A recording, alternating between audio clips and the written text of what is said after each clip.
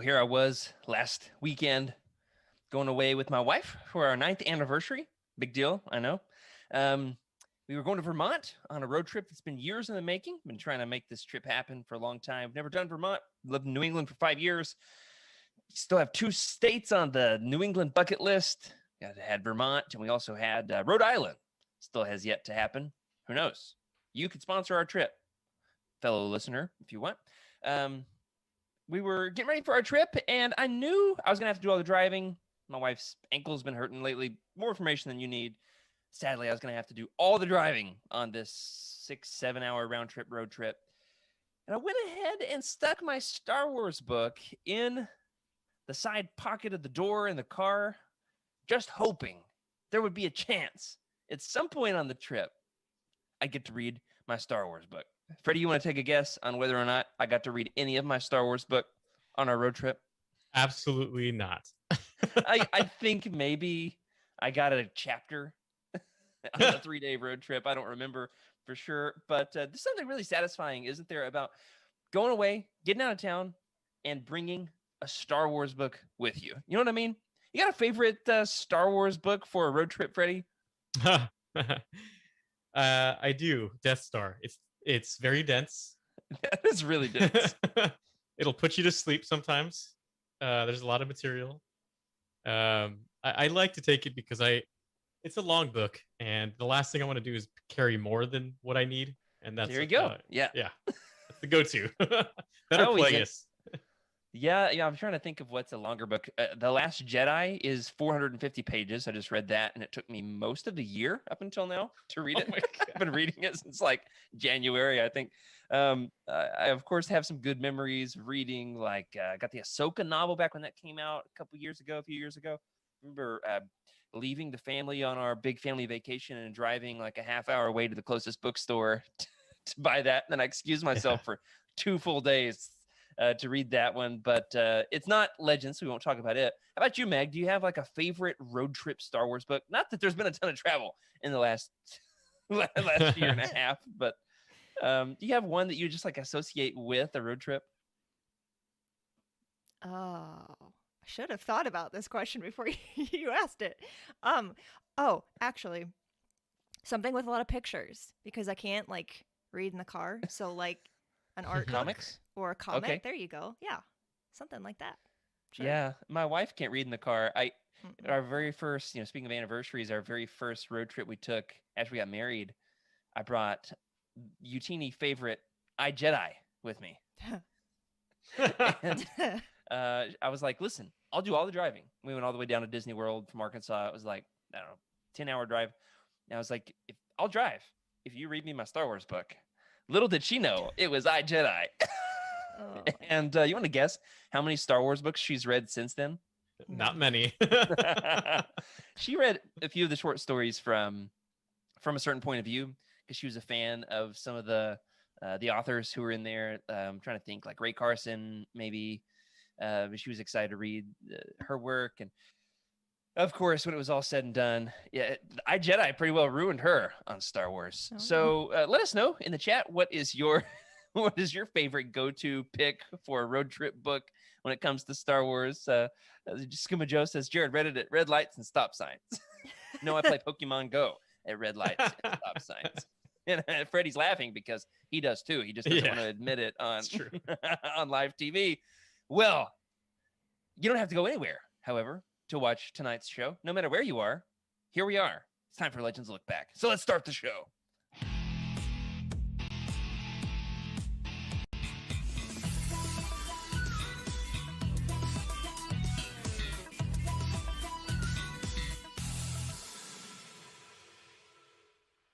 Hello, everybody, and welcome to Legends Look Back. We are, of course, now proudly part of the Utini Podcast Network, because that's a thing. And we are a Star Wars Books podcast for all of the people out there who, at least as far as they're concerned, it might as well still be 1991, because between Dark Empire and Heir to the Empire and there was something else big that happened in 1991. I was thinking about it earlier today. It might have been, I don't know, maybe if I remember it, I'll let you know. hey, it was a good year. Maybe the best year for Star Wars books. Regardless, here we are. This is a show where we talk about all things Legends, celebrating our rich EU history, as well as diving into lesser-known Star Wars classics. I'm your host, Jared Mays, and I'm joined tonight by my good friend, Freddy C., who, gotta admit, I have yet to meet in real life, but I'm 99% sure he's not a hologram. What's up, Freddy? I've been doing finger guns until you put me on, so I was ready for that. Yeah, I could not figure out how to finish that intro. Yeah, I'm so excited for this episode because I've titled it, "This is the I'm going to need a pillow because I can't sleep on these books anymore" episode. So, should be exciting. Oh, man. Yeah, we are tonight going to be talking about the books that surprised us, the Star Wars books that we picked up with no expectations or low expectations. And then by the time we were done, we came away saying, wow, that absolutely blew my socks off. Meg is also here on the show, back from the dead like Spider-Man. How are you, my friend? I am so good. Life is good. You're here. I'm here. I have bought a lot of things since the last time I was here. It's fine. This is why we're here, to apparently just buy all the Star Wars things. I don't know. Commiserate in our It's fine. I feel decreasing bank accounts. I feel less bad about it when I'm like doing this and we're all showing off things and we're in Slack talking about Funkos. It's fine. This is normal. I think there were hundreds of messages today about the Funkos. There were so many. Somebody tagged me in one. They said, Jared, do you see these? I said, see what? They said, Funkos. I was like, any of them Legends? They said, one of them kinda. And that is, of course, the Dark Trooper Funko Pop. Yeah. I bought it. It was $9. That was the whole thing for me. Whereas the rest of you lost your minds over these Funko Pops. Yeah, so many. I felt the same. Jared, I put a little link in our Discord because the Dark Troopers were these elite NPC enemies. Well, I guess it depends what side you're on if you're a rebel. And they just look like these wonky stormtroopers in Star Wars Galaxies. So yeah, I was looking at that. I was like, I don't know where Freddy's going with this, but here it is. There it is. But yeah, that thing is pretty awesome. What is it from? It's from Galaxies? Well, I mean, they introduced him in I think a couple comics, but that link I gave you in Discord is a link to like the basically the stats of the Dark Trooper in the video game. Okay. Yeah, see, I thought about doing like some kind of a draft episode. I think we got a droids draft coming up. I did the schedule for our next quarter the other day, and I kind of thought, like, is there a way to objectively, after we've done the show, to objectively prove which of us has the best list? And so we need to find like some sort of obscure Star Wars game from the 90s that ranked and gave stats to characters so as to give some kind of a metric for this, because well, Meg and I are both very competitive. I don't know about you, Freddie. You seem pretty mellow, pretty chill. Me, competitive? I don't know what you're talking about. Oh my goodness. I just signed up for my first road race of 2021. Oops, I've already done one. My second road race of 2021. And I'm excited that they're back. Absolutely excited. Yeah. But you know what else I'm excited is back? You guys. Well, of course, I want to say thank you to Cheryl and to Jacob for being here with me last week, so I wasn't all by myself talking about Star Wars books downstairs while everybody else in my house was upstairs asleep. But it's a little. It felt like an alternate universe having different co-hosts on the episode. It was like, I was saying, it's kind of like the fact that Legends is its own alternate universe. It's very fitting, of course, that we had an episode that felt like an alternate universe. Don't you think? I thought that they just did an amazing job, though. They did. So huge thanks to Cheryl and to Jacob.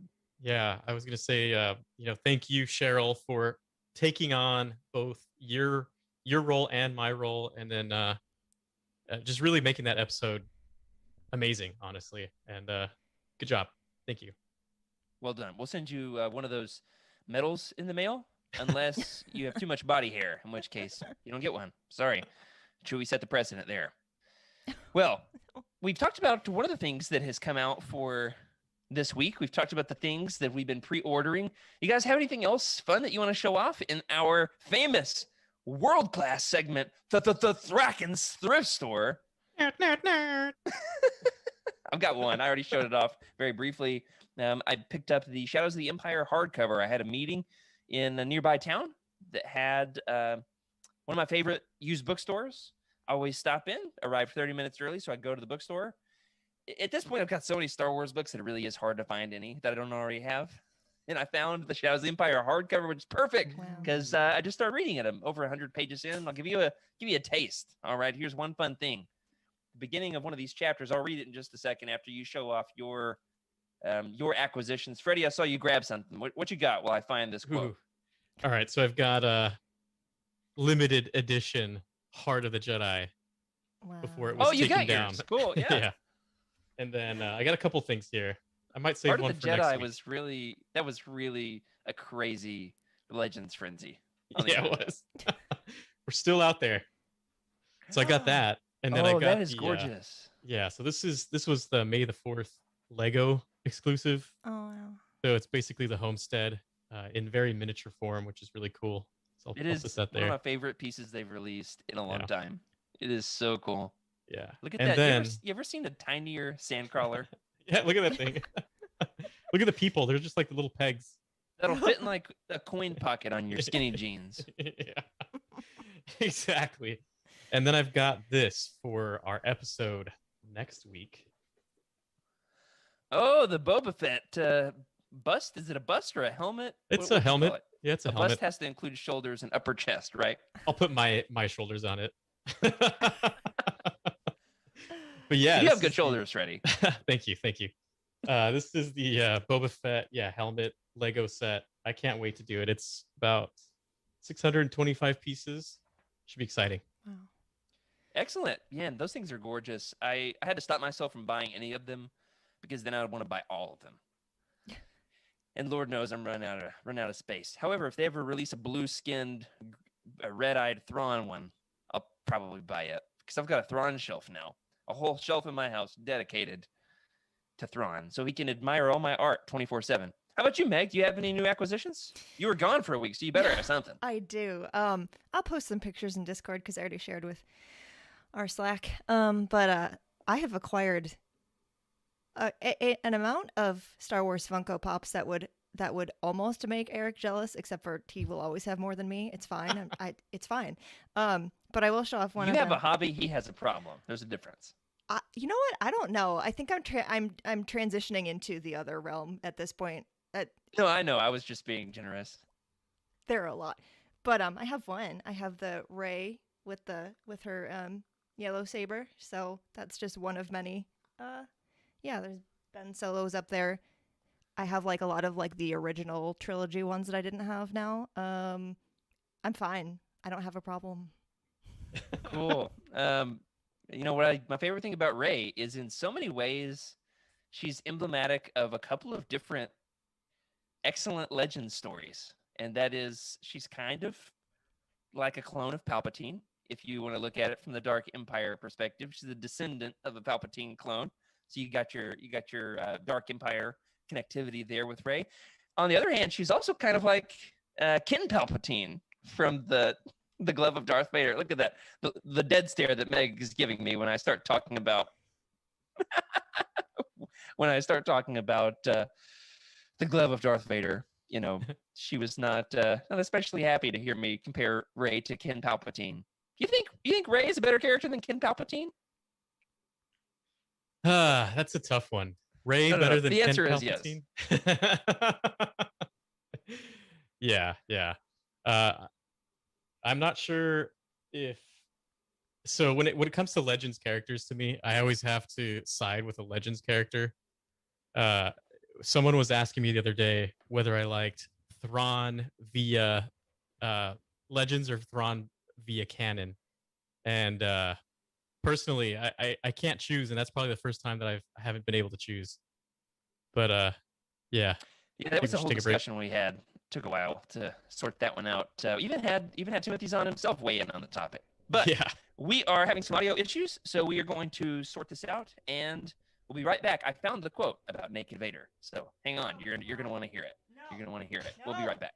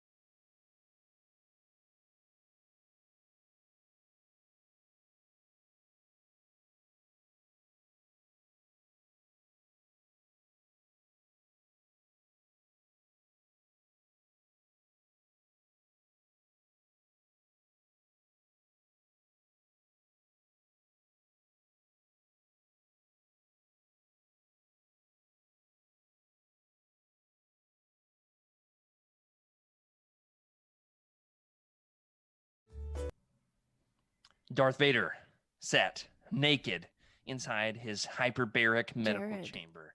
The interior Jared. lighting was turned off, Jared. and he was free of the armor that he had to wear to sustain himself in public. Oh my God. The Force was powerful. Vader thought the dark side even more so, but he had never been able to use it to heal his badly burned body to the extent that he wished. Anyway, yeah, I got to that part. The chapter opens with naked Vader, and I was like Chris Pratt in that meme. It was like, here we go, y'all. And Imagine just naked nub Vader sitting in his hyperbaric chamber. His naked nubbins, yeah.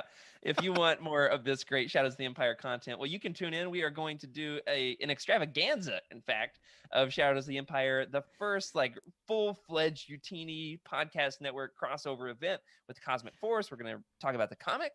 We are going to play the video game. I'm trying to get my hands on the N64 game. Which have never played it. You know, I was a big N64 fan, but mostly just played like the Mario, Zelda titles and haven't done the Star Wars ones, which is exciting that I can dive into those. But Shadows of the Empire we got Lizard Shizor over here looking like he's ready to claw some folks to death. I mean, it's going to be amazing. I'm like halfway through it. How about you, Freddy? Yeah, I'm about a quarter of the way through it, but I've got a lot of time this weekend, and this is all I'm going to be reading. It's so nostalgic to me. I can't wait.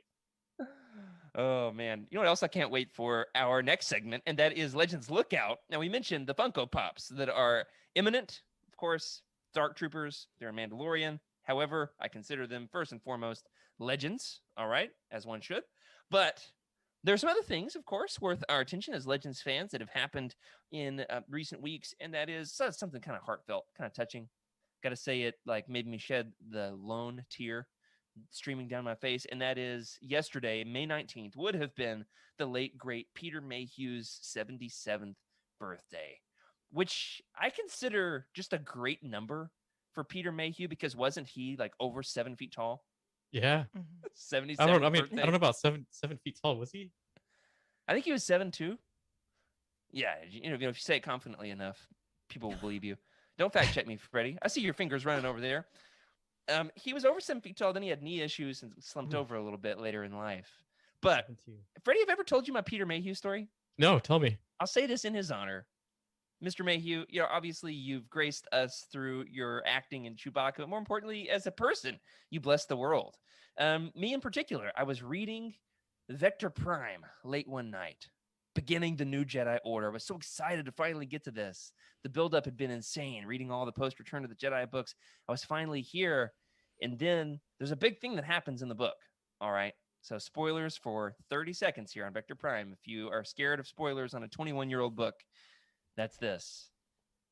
In Vector Prime, Chewie is demolished by a moon. All right, it happens on Stern Pidal. Those dang Yuzhong Vong killed the family dog. And I tweeted about it because I got physically ill. It made me, as soon as I read it, was it because I had a stomach flu? Was it because I ate bad sushi? Could have been both. But I attribute it to the death of Chewie. I ran to the bathroom. As soon as he died, ran to the bathroom and just puked my guts out. Ugh! And then I tweeted about it. I tweeted at Peter Mayhew, like, man, just read that. It was hard. I did not like it. Now, the year was 2013. Could have been 2012. Now, timeline-wise, I think he had already signed on for The Force Awakens at this point, but it was not public knowledge. In my timeline here, I'll look for dates to fact check myself. He tweeted it back at me, and I quote, exactly. He tweeted to me in 2012 or 2013, before the world had seen anything about him being in The Force Awakens, he tweeted, "The Wookiee lives!" exclamation point. Oh, that's so awesome. Now, in hindsight, was he dropping a clue to me, Freddy, that Chewie was coming back in Episode 7? Because I think so, and you'll never convince me otherwise. Absolutely. Yeah. My Peter Mayhew story goes back maybe like 2012 or so. I went to the Los Angeles Empire Con, which is a little convention in LA by the airport. And he was just standing there with a couple of people, and I just looked at him. I was like, my goodness. And at the time, the girl I was dating goes, "Who's that? Is he a basketball player?" I'll never forget that. Even better, baby. Yeah.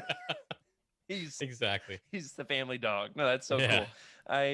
We've got a great piece of little tidbit here in the chat from Average Joe 1990. Says Peter Mayhew's forward of the Chewbacca comic post Vector Prime was amazing.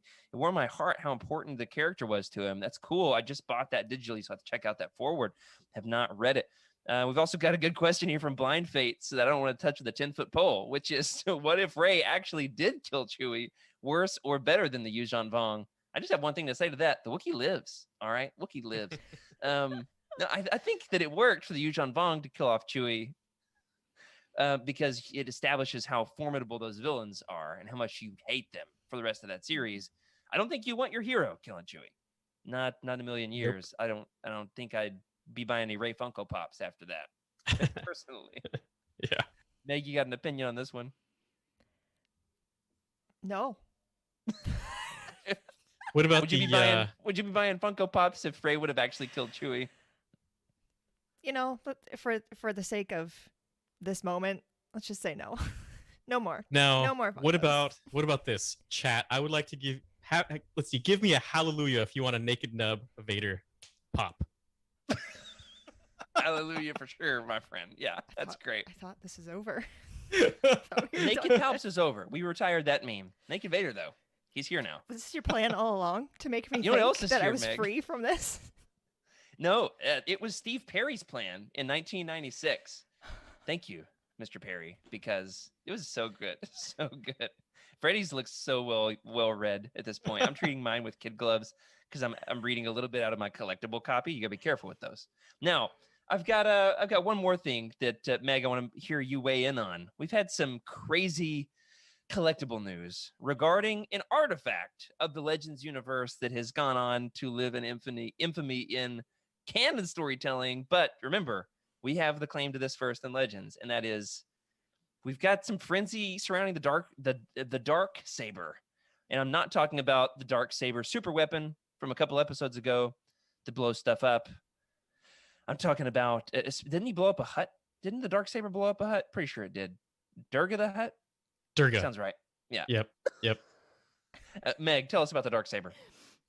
So the other day, was it Monday, Tuesday? You know what days are whatever. Earlier this week, there we go. I could have just said that. Without any warning or like previous, like no one had said anything about it. All of a sudden, there was a Darksaber at Galaxy's Edge. People there were just pictures. It just suddenly existed. And by the time the personal shopper that I hired to go get me one went to get one, they were sold out. And then the next Did they day, still charge you? no. That's good. Well, she went the next day too, and they were like for real gone forever. But yeah, no one knows if they'll ever be back or when. But you know what?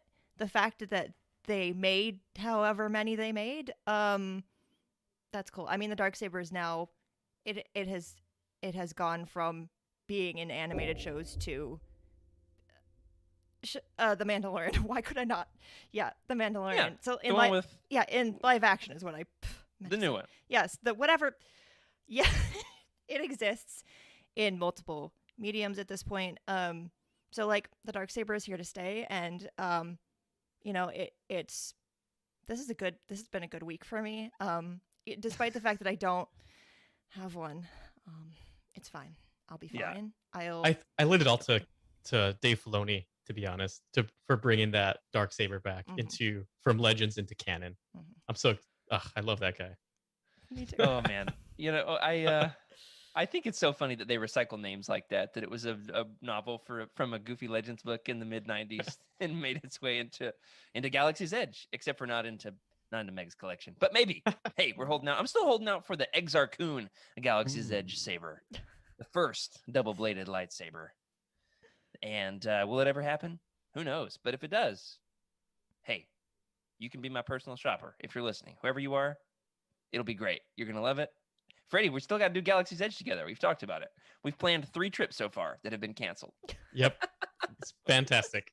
we'll totally do it. You know what else we are actually going to do the rest of this episode?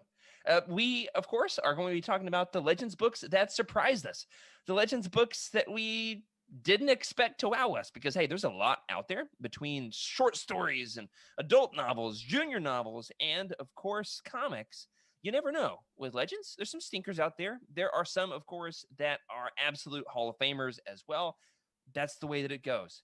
Of course, just recently, in my own personal experience, I picked up in the May the 4th sale that Comixology was having, I picked up all 500 plus pages of Crimson Empire, the Dark Horse comic. I bought the trilogy of its 3 different stories, Crimson Empire 2, and I think Crimson Empire's end has a different name. Crimson Forever? I think that's right. About the trilogy of it, over 500 pages, and it started off strong, like a good solid base hit of a story. But by the time I got to the 3rd volume, I could not put it down. Absolutely love where it went. I knew nothing about it going in other than the fact that I just bought the action figure, the Black Series of Kier Canos. And so I was like, if I'm going to have the action figure, I've got to know his story. Read all 500 pages in a week and got me wanting to talk about the Star Wars books that snuck up on us like they were wearing a Yasalamari. You know what I mean? Like you didn't see them coming in the Force or with your regular eyeballs. And I want to hear from you guys. My first pick, of course, for the night is Crimson Empire, which was first released in the early to mid 90s. Could have been 96. I'll pull it up. And then it wasn't finished as a trilogy until I think 2011. So they finally came back to it. One last volume to close out the series, which is really fun when Star Wars does that. You want to have the first 2 in quick succession, and then a decade later, we're bringing it back, which is pretty exciting. Of course, with the action figure coming, I wanted to know about this. But who's up first after me? How about Freddy? I want to hear your pick, and let us know, of course, in the chat if you have read any of these, and let us know what you think. We've got a couple people chiming in on Crimson Empire. They're saying they like it too. It was very violent. It was like definitely a lot of stabbing. Yeah. A lot of stabbing. Crimson Empire is like a double entendre because it's like he wears the crimson robes of the Royal Guard, but it's also crimson from all the blood. So a lot of blood. Well, see, that's a common theme with a lot of I'm not sure about canon. I can speak for Legends, but the Legends books, the EU, is very much more adult than the movies. Things that you might have read in like a novelization, if that was in a movie, it would probably be an R-rated film, and that's not the path that George Lucas takes. So it's funny because what Crimson Empire, that violence kind of Yeah. leads into my first pick. Ooh, would you Cool. like that segue? Speaking of violence, here's my pick. Yeah. So my pick, the one that I slept on, is because I'm not a big fan of reading novelizations of a movie, but Revenge of the Sith really just slapped me in the heart, man. The things that people were thinking, the machinations going on behind the scenes with Yoda and the talks with the Council of the Sith, and Anakin as he becomes the burnt nub. Freddy's not giving up on this one.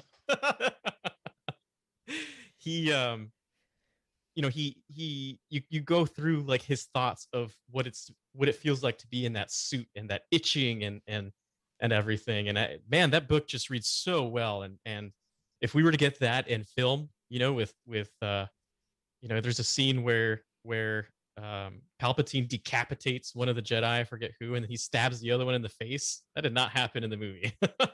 No, what's funny is Wes says, "Tell me more about this." Is it because, Wes, you've never read it? Isn't that a thing? This is like one of the foundational 5 books you haven't read. What I say about this book whenever I'm recommending Star Wars books to a friend is like, there's a lot of Star Wars books that are good books. There's a lot of Star Wars books that are fun stories. There's only one Star Wars book that is capital L literature, and that's Revenge of the Sith. I mean, it is on a whole new level, I think, than anything else ever written in Star Wars. I don't know what psychedelics Matthew Stover was on, but I'm fairly certain there were lots of them when he wrote that book. It is so incredibly emotionally impactful. Yeah, so did you say slaps you in the heart? I've never heard that expression before. Boom. Right in the heart. Oh, man. Yeah, Wes says he's opened the cover and looked inside. Wes, this facepalm is for you, my friend. All right. Meg, what's your pick? I couldn't pick one of these, so I had to pick all 3 of them. I picked a trilogy. It's not one book. I'm going to count it anyway. So we make our own rules here. Exactly. We do what we want. To a certain extent. So my first pick is the Darth Bane trilogy. I guess we'll just go with all of them. I had heard that they were good. I think before I had read them, I was a little bit worried that like people had hyped them up to me so much that I wasn't going to feel the same feelings. I kind of like, I like to approach things like with like I like to manage my expectations. There we go. Well, that's part of why we're doing this episode, Meg. Right. That's one of our mottos at Utini is manage your expectations. I was because of that, I was trying to think of the phrase. I finally got there. Yeah. Sometimes the book will surprise you. Exactly. So I kind of was like, well, I have them. I might as well read them and kind of understand what everyone is talking about. And they just blew me away. Like I flew through them like within a couple weeks, maybe. Just it's like, hard not to. Yeah, they're real page turners. From like start to finish, like I was just absolutely hooked. Because I don't know what it was. I don't know if it was like the time period or like the subject matter. I didn't think I was going to be as invested as I became. And now I'm thinking about a reread. So, yeah, they're really I wasn't good. until you started talking about them. Yeah, they're so good. It's been a while, but yeah. These for me, Meg, actually fit into the same category. I had no expectations because, like, I was not on Star Wars Twitter. I was not on the team at Utini. There was not a YouTube channel about what Star Wars books you should read first. There weren't over 100 collections about different Star Wars books you could read. A youth minister in my hometown. Have I told this story before? The youth minister in my hometown went into his office. He had some Star Wars books. I was like, "Yo, you got Star Wars books in here?" He was like, "Yeah, here you can." Okay, take a couple. Here's one, Darth Bane. I love that the youth minister hands me a book about an evil villain. Here's the best part of this story. His name is the most Star Warsy name there ever was. Donovan Fox. Oh, Got to send this Ooh. episode. God. Doesn't that sound like it's straight out of a Star Wars book? That is Yeah, amazing. and I took it with me on a beach trip and I started reading it. It was like, oh my goodness, this is great. Yeah, I love that. Love that it totally. It's not going to sneak up on many people anymore. You're Yeah. right, Meg. It's built up a big reputation. Mhm. Well, you know what else is another book that snuck up on me that I knew absolutely nothing about, and that's my next pick. Number 2 for me is Shadow Games. There's a handful of Star Wars books that you see in the timeline. It's like, all right, this one fits right there along Death Troopers, and in that era of like one-off Star Wars books in between A New Hope and or maybe right before A New Hope. These books, it's like, I know nothing about this. I see that it is a Star Wars book. I'm gonna buy it, but when am I gonna get to this? It doesn't have the reputation of Bane. I had a friend who right at the beginning of the pandemic was saying like, hey, you want a fun book that's just a wild ride and an adventure, not gonna make you think too hard, it's gonna make you laugh along the way, it's gonna keep you guessing a little bit. Shadow Games. My buddy Caleb, shout out to Caleb, he recommended this and I moved it up in my reading list. It's effectively the prequel to Shadows of the Empire. It is a Dash Rendar novel, and I mentioned it in the chat on this most recent episode of The Living Force. They were talking about pop stars for a minute in the Star Wars universe. Dash Rendar is charged with trying to play bodyguard for basically the Britney Spears of the Star Wars universe. Like a pop megastar. And then Black Sun gets involved. There's pheromones. It's a whole thing. Han Solo and Dash Rendar basically have like a staring contest, like trying to prove how manly they are toward one another. It's so meta. Like it plays, it breaks the fourth wall. It snuck up on me, and it was just delightful. It's not the best Star Wars book ever written, but it is a good one. Michael Reeves, I would say, as an author, massively underrated. Love his writing. Freddie, you're up next. What you got? Yeah, so I slept on this one for a long time, and you're gonna see a common thread with a lot of my picks because I feel like I sleep a lot on Clone Wars, right? Like the prequels, whether it be books, cartoons, etc. I slept on those for a long time because I just, for some reason, just wasn't that interested in it. And it's not like anyone was telling me, and it's not like I disliked it. I just didn't have the interest that others had in it. Well, I feel like I turned around sometime after college, and I started to read a lot of the books, right? And Republic Commando just snuck up on me, like I thought it was going to be cheesy for some reason, but no, it was You're so expecting some snips and spy guy snips and yeah, Sky Sky Guy Guy. should be easy. Yeah. Why am I messing this up? Keep talking, Freddie. Yeah. So that was kind of the reason too, right? It's that stuck in my head. But obviously, as the show matured and as Clone Wars matured and as the prequels matured, yeah, you started to see more into it of like, a lot of people were just dismayed with like the politics, right? But you need to see the crumbling of the solid structure, and with Republic Commando, you can kind of get the vision of the battlefield, right?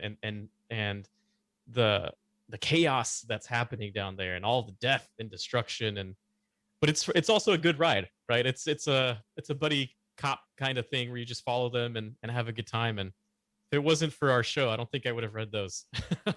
yeah. Meg, remember when you read 4 of those in like 2 weeks? I remember some of it. I'm really looking forward to playing the game. I really love the books, and bought the limited run version of the game, so I'm expecting it in like 7 months. So whenever it gets here, if it gets here, if the world is still spinning by then, I would love to find out more about it. It follows the other squad, like the squad that's like too cool for the squad in the books. What is it? You got Delta Squad and Omega Squad. I can never keep them straight. The game follows one, the books mostly follow the other. Yeah. They're basically like the cool kids that sit at the other lunch table, and you look at them and you think, I'll never be as cool as them. I think the game follows that group, right? I think so. And then you've got basically the Bad Batch. Yeah, it really does predate the Bad Batch, definitely. Definitely. Well, Meg, your next pick has actually already been mentioned a little bit in the chat. Tell us what you got. Yeah. So, the reason that it took me a little bit to even pick up Darth Plagueis is because, in case you don't already know, it's a big book. It's a really long book. And like, I was really interested in the story because, like, of course, we get like one very quick mention of Plagueis in Revenge of the Sith, and then like nothing else. But this is like his whole backstory of like how he came to be who he was, and then what happened to him. I wasn't sure about it because it just like it. I felt like I wasn't honestly. I was like, does a Star Wars book need to be this long? It turns out this particular book does need to be the length that it is. It's very good. It's not recommended if it's your first book because Yeah. it's a lot. Yeah, It's all there's a lot good. there. Yeah, it's all good, but like it's just yeah, even like reading it very quickly, it took a while for me to get through because of how just it's dense in a good way. There's just a lot going on. But This actually came up in our Discord this week. Somebody was saying they've been trying and have not been successful because it is so dense. yeah. They're not getting into it, starting too slowly for them. And I get that. Yeah. My recommendation is if you're struggling to read Plagueis, switch to the audiobook. Mhm. I find Mhm. Daniel Davis's voice Yeah. so incredibly soothing Yeah, and same. compelling and delightfully dark at the Yeah. same time. I mean, it is. I just like to listen to it for his voice. Yeah. And then later in the book, something happens to Plagueis, and he has to have this respirator mask. And then there's a shift in the way he presents Plagueis's voice. It's a little bit more like a little bit breathier. It's Mhm. clearly coming through a breath mask. I'm regretting doing that voice just then. But yeah, so that would be my recommendation. If it's proving too dense for you, just listen to it. Go Yeah. mow the lawn. Yeah. Oh my goodness. I love that Meg picks just straight evil books. We know what's going on in your life, Meg. You know what? Meg's wanting that dark side stuff. Sure. My final book is neither horrific nor dark. It instead is a romance novel, kind of. And that is The Courtship of Princess Leia. I famously had only listened to the abridged audiobook of this like 5 times until we got ready to cover this on our show like a year and a half ago. And I had just gotten the new Kindle, was excited to play on my new toy and get an ebook on there. Read most of it while riding the exercise bike just weeks before the gym closed for like 3 months. Little did I know that was going to happen. It was like I was trying to race against the virus. And man, I just didn't expect it to be as good as it was. I kind of thought like, oh, this book gets crapped on a lot, as talking about how buffoonish Han is, and pretty sure C-3PO writes a song. Yeah, that's right. Yeah, he does. Han Solo, What a Man Solo. Oh That's my what, gosh. that's what it's called. It's almost like the Aladdin song for Han Solo. Yeah. Yeah. Oh my god. I almost started singing. Not gonna happen. And it's like it is a classic old school Legends book, but I would say not one to sleep on. It's got Rancors in it. You got Night Sisters, which of course is relevant if you're into the recent canon material as well.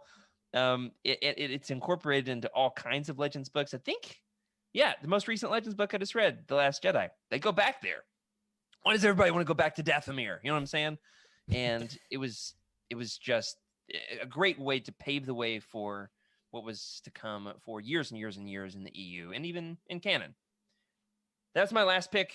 And I meant to mention to everybody as we go into the third and final round here, if you have any picks, Legends books that it doesn't have to be Legends, of course, any Star Wars book that you didn't expect much from, that impressed you, something you really enjoyed and didn't really expect to love, let us know. And we will include your pick on the show. Before we do, Freddy, round 3 for you. Yeah, this one we just covered actually, and I slept on it even after I read it, and I don't know why. I think it's one of those things, right? If you're not in the mind space to take in something, or maybe something else is giving you a bad attitude, you read into something that might be good, but it just doesn't come off to you as that, which is why opinion, right? Everyone's opinion means something, and my opinion was changed when I read Outbound Flight with you guys. It was so much more impactful to me than the times I read before. And I say that because, maybe it's because I'm a grown up. I don't know. Maybe because I'm an adult and I see things differently. But just Sabayoth and seeing how arrogant he is, and the crumbling of the Jedi, and it might be because of the prequels. I think the prequels helped me understand a little bit about what was going on with this era, right? And the fact that Anakin and Obi-Wan are just such uh heroes to everybody when you read Revenge of the Sith, right? And all these books kind of play in with each other, and you really get that overall out view of what Outbound Flight is and why it's so important. uh I couldn't like it enough. It was fantastic. Yeah, Cheryl is echoing your sentiment too, and I said the same thing when we covered it. I didn't love it the first time around. I think it had to do with circumstances in my life. I read it like a dark point in my life, and I couldn't really focus on a fiction book. And then it was just at the right point. I was going into Greater Good, was getting ready to read that. Wanted some Legends Thrawn to counterbalance it, and oh man, does it tie in well with this recent canon trilogy. Loved that as well. We need to do like our rankings one of these days, Freddie, on our top 10 Legends Oof, books. That that's a one lot. is probably sitting right at about 9 or 10 for me overall. Slightly higher than what's your book, Freddie? The one from the Truce of Ruins of Bakura. That Ruins of might be like Dantooine. 11. No. Truce of Bakura. It might be right below. It's like it's gonna bubble out of the top 10. Okay, right. okay. Meg, close us out with the last pick of the night. Yeah. So, Attack of the Clones, the movie, has never been near the top of my favorite Star Wars movies, just in terms of like ranking them. Just turned 19 last week. Come on. It did. Well, you didn't let going me off to finish. college. You didn't let me finish. Okay, I'm sorry. I have like the more I listen to people, like, because there are so many people who love it, like it's their top 1 or 2 favorite Star Wars movie. And like the more I listen to them talk about the reasons that they love it, and the more I listen to like conversations about the good things about it and like why certain things are the way they are, like the more I enjoy it. And like the more I rewatch it, the more I enjoy rewatching it. So it's not like I don't like it. It's just there are so many more that I like more. But when I'm trying to go through all of the movie novelizations. I'm still on A New Hope. I've been reading it for like 2 months. Isn't it the shortest one, Meg? It's not the book's fault. This life is just it's whatever. I'll get there. That happens sometimes. You get stuck on a book. Yeah, it's really good. I'm enjoying it. But anyway, we'll talk about that not right now. So I wasn't too confident about like the Attack of the Clones novelization when I got to it, because I was like, well, this is my least favorite movie. Is the novel really gonna like do anything to change that? I really liked, like, because there's like additional scenes in it and it kind of like frames some things a little bit differently. I really enjoyed it.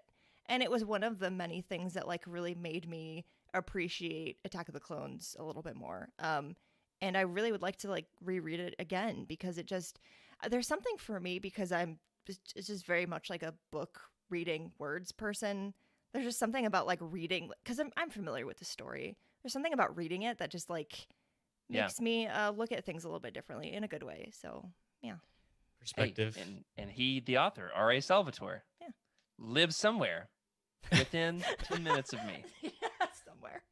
Every time I go to the grocery store, I'm like, today's the day. Oh my God. It's not. It hasn't happened yet, but it could. I've got some leads. I've got tendrils of leads everywhere. I'm hoping for the best. You have your spine net. Your Bothan That's spine right. net. My Bothan spine net. I was thinking tendrils like boar gullet, but yeah, yours is better. Yours is way better. All right, let us know in the chat. Let us know, of course, in the Discord, or even on the Legends Look Back Twitter, what is a Star Wars sleeper hit for you? Something that you didn't expect much from. If you manage your expectations properly, this is what should happen. You go into a book thinking, I'm just going to let it do its thing. Mm-hmm. I'm not going to force it to comply with what I want it to be. I'm just going to let it be what it is. And of course, we want to know, what is that book for you? We, of course, had drastically different picks tonight. We had kind of hardcore staples of the Legends universe. We had some obscure books that most people don't ever get to. And of course, I would love to know what you think. The chat has been absolutely popping off tonight. If you are listening to this on audio later, hey, or if you're watching this on YouTube after the fact, you want to be here with us live because you don't even know all the stuff that has happened in the chat while we have been having this conversation. It is amazing. The Spice Den, I think that's our buddy Jacob from the Cosmic Forest. He says Dark Empire for him was way better than he expected it to be honest. Famously, Dark Empire 2, he talks about how crazy it was. Not in like the best way, but for Dark Empire 1, he really loved it. What else we got here? We've got Average Joe saying that he loved the beginning moments of Attack of the Clones, the novelization with Shmi. I agree. I think that was my favorite part. We've got Average Joe saying that Darth Plagueis is one of his top 5 pieces of Star Wars content ever. Movies, books, TV shows, and I might agree. Maybe. I'm not sure. That's good. Got Dark Empire gets into the top 5. So then maybe Plagueis is 6. I don't know. We'll have to do our draft for next March for March Madness or something. What else we got? We've got some excellent content happening over here. Some behind the scenes trivia from Skooma Joe saying, fun fact, according to the author of Courtship of Princess Leia, George Lucas sent him a letter telling him how much he loved the book. Lucas would do that back in the early days of the EU. Mm-hmm. He would get involved and of course did the same thing with Heart of the Jedi. You know, he liked it, and then too bad. But hey, now we've got it. And you can hear us talk about that from a few episodes ago. And I want to say, you know, if you got your hands on one, just put it on your shelf. Just read it. Don't go sell it for $300 on eBay. Not the right thing to do. Not the right thing. Cha-ching. That's right. Well, this has been excellent. We got Hello Ho saying thoughts on the Corellian trilogy. Man, it has been decades since I've read that one. I'm going to have to dive back into it. I'm hoping to get to that trilogy by the end of the year. I remember it being like on the upper end of the Bantam era Legends books. So the 90s Legends books, like better than most. Not one of the best, but better than most. Just like kind of where you want to be in life. You know, hit your base hits. Not everything has to be a home run. Looking forward to getting into those. Skooma Joe says he was surprised by how much he loved Anne Crispin's Han Solo trilogy. That almost made my list. Paradise Snare almost made my list. A book I didn't expect much from and loved. So if you've got something that we have not mentioned, let us know. You can sound off in the Legends Lookback Discord channel. Of course, you can find us on Twitter. All kinds of fun places to talk to us about what you loved and what snuck up on you and surprised you like a Nogri assassin. Well, in the next episode, which is coming to you very soon, we are going next week to be talking about Boba Fett. Boba Fett, where we're going to be talking about our favorite, our weirdest, our sleeper hit Boba Fett stories in all of Legends. And we would love to know what yours are. What's your favorite Legends Boba story? Because you got young Boba stories. You got fake Boba stories. You got old school Boba before we knew he was a clone Boba stories. You got Boba as an assassin stories. You've got Boba, the good guy, the hero with a heart of gold stories. You've even got resurrected Boba Fett in Dark Empire, which you know is making the list. And we would love to know. Your pick could end up on next week's episode if you let us know what your favorite Boba Fett story is. Freddie, you looking forward to this one? I know he's your favorite character. I am. I'm looking forward to it. I can't wait to sit down in the airport and just write down all the things I love about him. I'll tell you this much. Just the Legends Wook articles on Boba Fett are so incredibly long. Pretty sure it's longer than some of the actual Boba Fett short stories and comics that have been written. And so there's so much there for us to dive into. Well, that does it for this week. Thank you for listening to Legends Look Back. Thank you to our incredible patrons for your support. Some of you, hey, you're even here with us live on the show. Thank you for helping us make the show. We are glad you are along for the ride. Specifically, I want to thank Cheryl Bell, who is with us here live in the chat. Not on the show with us in person this week, but we love having you here in the chat. Want to thank Patrick Ortiz and Carl Sander as well in our Jedi High Council, Elizabeth Cloutier, Jason Mitchell, Sally and Chris Eilerson, and of course, who is this? Freddie C. You ever heard of this guy? On our Alliance High Command for their amazing support. If you would like your thoughts around the show, we've already talked about that. You can find us at Legends Look Back. You can email us, legendslookback@eugenie.com. You can send us a message in the Legends Look Back Discord channel. Leave a comment on this episode on YouTube or find us on Twitter. The main account is at Legends Look Back, or personally, I'm at Jared Q. Mace. Freddie? At Wake Up Freddy. Or Meg? At Meg Dowell. We would love to talk Legends there. if you're looking to buy some of these books and want to help support the show, you can look up a book on Utini.